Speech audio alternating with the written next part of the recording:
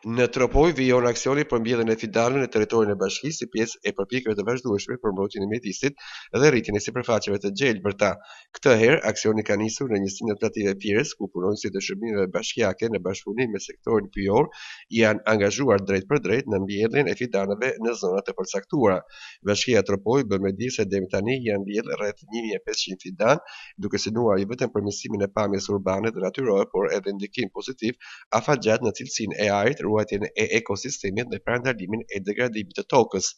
Zona e Fierzës, për shkak të pozicionit dhe rëndësisë së saj, konsiderohet një hapësirë me potencial për gjelbrim dhe rehabilitim mjedisor. Ndërkohë, Bashkia Tropoj ka koordinuar punën e strukturave përkatëse për të garantuar që mbjelljet të shoqërohen me mirëmbajtje dhe kujdes të vazhdueshëm në mënyrë që fidanët e ri të përshtaten dhe të zhvillohen normalisht. Ky aksion është pjesë e një plani më të gjerë për krijimin e një mjedis më të pastër, më të gjelbër dhe më të shëndetshëm për qytetarët e Tropojës.